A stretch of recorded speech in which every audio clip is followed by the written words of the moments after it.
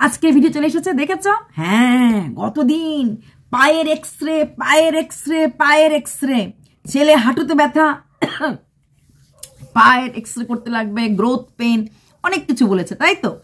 তো সেইটা দেখলাম আমরা সবাই। তারপর এইরকম বাবা হয় না, অনেক ভাগ্য করে এরা মা ছেলে এমন বাবা এবং এমন স্বামী পেয়েছে, হ্যাঁ, যে কিনা ঘরে থাকে, কোনো কাজকর্ম নেই, তাই সকালবেলা উঠে বেলুন সাজানো, ব্যাট বল কিনে এনে এনে ছেলেকে সেন্টার বলে গিফট দেওয়া, এবং ছেলেটা খুব আনন্দ করছে। স্বাভাবিক, এই ধরনের সান্টা ক্লজের গিফট পেলে ভালোই খুশি হবে। ছেলেটা প্রথম কি বললো বাচ্চাটা, যে বললো এইবার প্রথম ও সান্টা ক্লজের গিফটটা পেয়েছে, আগে কখনোই সান্টা ক্লজ থেকে কোনো গিফট পায়নি। তার মানে কি, সেদিন ভিডিওতে বলেছিল সান্টা ক্লজের এরকম এসেতে ক্রিসমাসের আগে আমরা প্রতি বছরই কোনো না কোনো গিফট দেই, বলেছিল কিনা?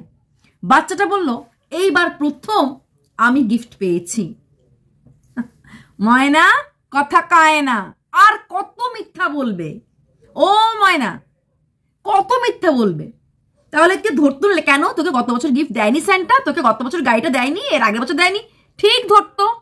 বাচ্চা যখন প্রকাশ্যে বলে দিল এবার প্রথম গিফট পেয়েছি, মা একটু আদর করলো এবং বলল হ্যাঁ। আর ভিডিওতে কি আগের দিন কি বলেছিল, আমরা প্রতি বছরই কোনো না কোনো গিফট দেই। মানুষ যখন মিথ্যা বলে না, একটা মিথ্যার সাথে আরেকটা মিথ্যা লাগাতে পারে না। কিছু কিছু কন্ট্রোভার্সি ক্রিয়েটর দেখবে ভিডিও করবে, অমুকটা দেখালাম তমুকটা দেখালাম, যখন ভিডিওতে ঢুকবে দেখার মতো কিচ্ছু নেই, জাস্ট থাম্বনেল আর টাইটেলও ক্লিক বেট ছাড়া কিছুই নেই। যেটা কিনা এইবার এখন নাকি শুনলাম এবার ওয়াইটি আপডেট দিয়েছে যে থাম্বনেল বা টাইটেলে এমন কিছু দিতে পারবে না এটা তুমি ভিডিওতে বলোনি। এটা হলে খুব ভালো কথা, এরকম কিছু যদি হয় সিস্টেম তাহলে খুব ভালো কথা। ঠিক এখানেও ও স্যান্টার কাছে গেল, গিফট কিনতেই লাগবে, গেছে দুজনে মিলে লং রাইডে। হাম দোনো দো প্রেমী দুনিয়া ছোট চলে, এই করতে করতে, হ্যাঁ, এই পথ যদি না শেষ হয় তবে কেমন হতো তুমি বলো তো। এটা করতে গেছে, যেহেতু ওদের হানিমুনটা সেভাবে হয় নাই অর্থ সংকটের জন্য, তার জন্য হয় নাই, বাইক সাইক ছিল না, তাই ওই রকম প্রেমের গানগুলি আর গায়া উঠে নাই। এখনো বাইক পাইছে মুফতে, এটা আজকেও বলেছে দাদার গাড়িটা তো আমরাই ইউজ করি। হ্যাঁ, তোমরা ইউজ করো, দাদার গাড়ি দাদা দরকার পড়ে না, গাড়ি তো না বাইক। ওরা এখানে আবার লোকরা দেখি আমি সবাই বাইককেও গাড়ি গাড়ি বলে, আমি বুঝি না বাইক কি করে গাড়ি হয়। তো গাড়ি বলতে আমরা চার চাকাকে গাড়ি বুঝি, কিন্তু এরা গাড়ি গাড়ি বলে। তো সেখানে তো সেই বাইকটাকে নিয়ে ওটা হাসবে, খেলবে, বাচ্চা মা পালবে, কারণ রোমান্স তো হয় নাই, ঘরে বাচ্চা থাকলে এমনি তো একটু প্রেম, যদিও প্রেমটা আগেই বিয়ের আগেই হয়ে গেছিল, ইনি বিনি টাপাটিনি টানা টুনি টাসাটা বিয়ের আগে হয়ে গেছিল। তাও বিয়ের পরে যে একটা প্রকাশ্যে ঘোরা, তখন তো চুপি চুপি কথা বলো, মুখে কিছু বলো না, মনে নিয়ে খেলা করো, একই চলো না, এরকম ব্যাপারটা ছিল। তো এখন তো সেরকম ব্যাপার না, এখন প্রকাশ্যে স্মৃতি সিঁদুর নিয়ে প্রেম করা যায়। সেখানে দাঁড়িয়ে ঘুরতে গেল, আসার পর তো ঘুরতে গেল, তারপর আসার পর মনে পড়লো আমার ছেলের পায়ের ব্যথা, এটাকে এখন হাইপ করতে হবে বা হাইক করতে হবে, বা একটা রোগ নিয়ে আরেকবার সিম্পিতি খেলতে হবে। কিন্তু ভিডিওটা করার সময় বাচ্চাটা যে পা টাইপে মুড়েছিল আমাদের মতো লোকরা দেখতে পেরেছি। তারপর যে টেনশনটা দেওয়া হলো, अच्छा बाबा हर चाचा काका जब बाप होता है तो ऐसे ही होता है, हाटू का दर्द 100 तक चले गেল, ডাক্তার দেখানোর নাম নাই, এক্সরে একটা করতে হবে, মিশনে বুক করতে হবে, তোমাকে দেখাতে হবে, ব্লা ব্লা ব্লা। আজকে ভিডিওতে কি দেখলাম, ছেলে বাচ্চাটার পায়ে ব্যথা, এই দেখো চাকরটা কিভাবে কাজ করায়। বাচ্চাটা কিন্তু সুন্দরভাবে হেঁটে আসছিল, অবশ্যই ঠান্ডার মধ্যে খালি পা ছিল, কিন্তু ওকে কোলে নাও, ওর পায়ে ব্যথা, কারণ বুঝিয়ে দেওয়া হলো পায়ে ব্যথা।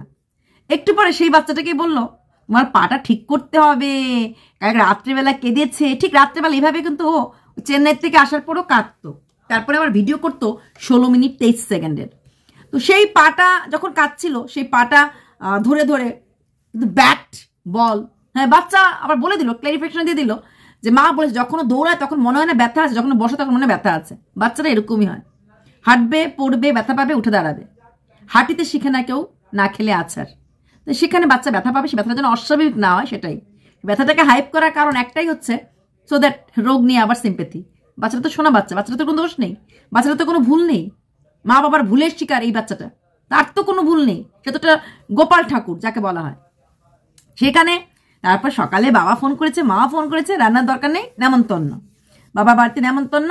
আচ্ছা, নেমন্তন্ন খেতে গিয়ে বলো মা দেখি কি রান্না করছে, মার চোখ মোটামুটি ভালো হয়ে গেছে, কারণ মাই দেখলাম আজকে রান্না করলো, চাকরটাকে দিয়ে রান্না করলো, মানে চাকর দেওয়ারটাকে দিয়ে রান্না করালো না, রান্না করলো। এবং মা বলেছিল ওদেরকে ঘুরতে যেতে, বলছে আমরা একটু ঘুরে আসি, তারপর কিন্তু ঘুরতে যাওয়াটা দেখালো না।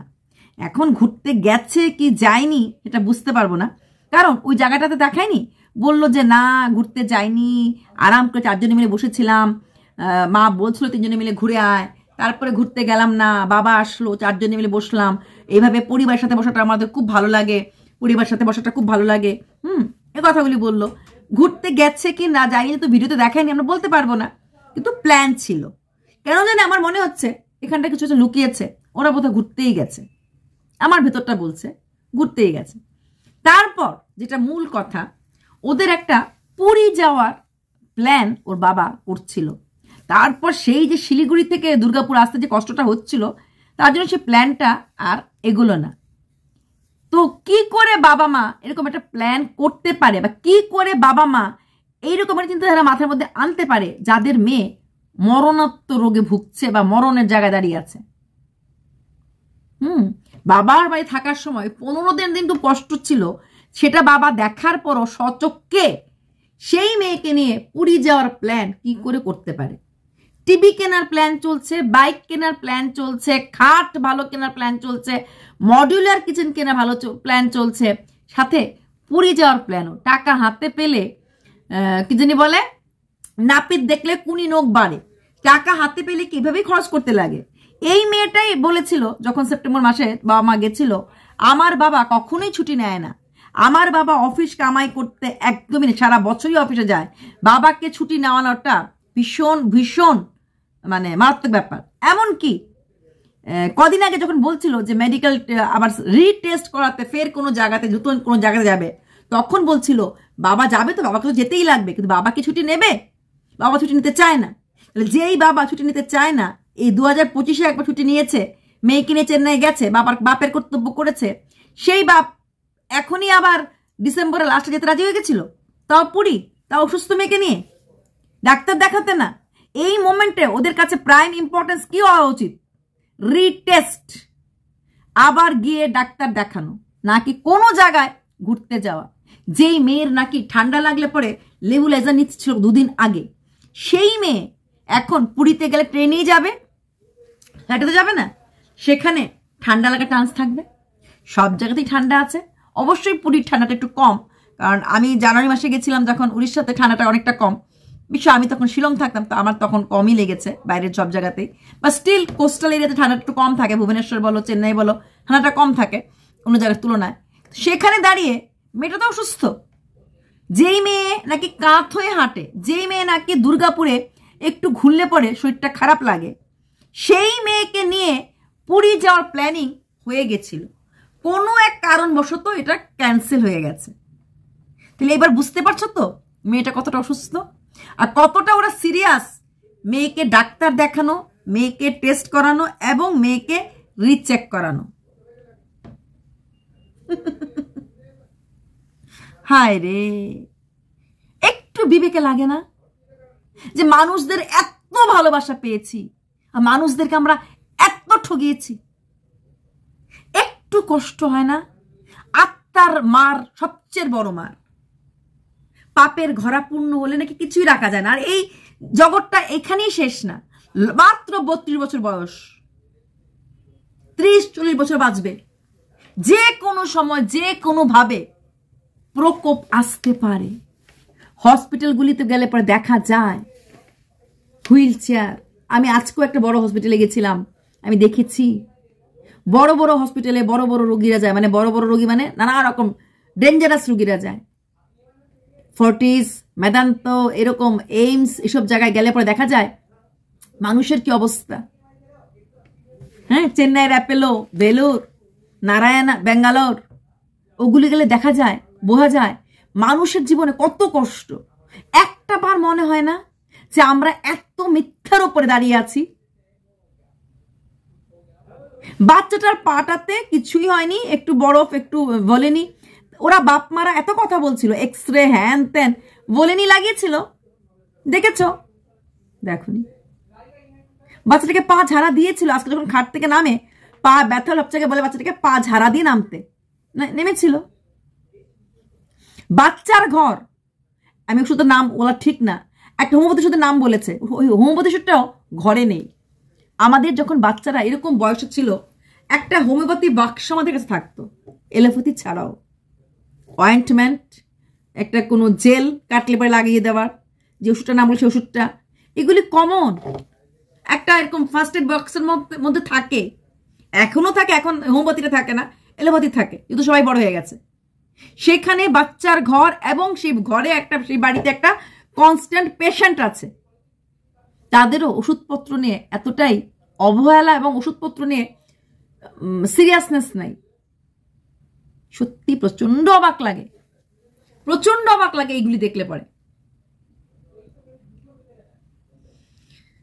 তো আজকে ভিডিওটা এখানেই রাখছি, রাত্রি হয়ে গেছে, আপলোড দিতে লাগবে, বাকি কথা কালকে হবে। আজ তবে এইটুকু থাক, ওকে, বাকি কথা পরে হবে। ভালো থেকো, সুস্থ থেকো, আমাকে মনে রেখো, লাইক শেয়ার সাবস্ক্রাইব করো, আর নিজের জীবনে কখনো মিথ্যাটাকে গ্রহণ করো না, মিথ্যার থেকে দূরে থেকো, মিথ্যাবাদীর থেকে দূরে থেকো, এইটুকুনি বলবো। ট্রান্সপারেন্সি জীবনের নিজেকে সফলতার চাবিকাঠি নিয়ে যায়, সতের জয় হামেশা হয়। বাই।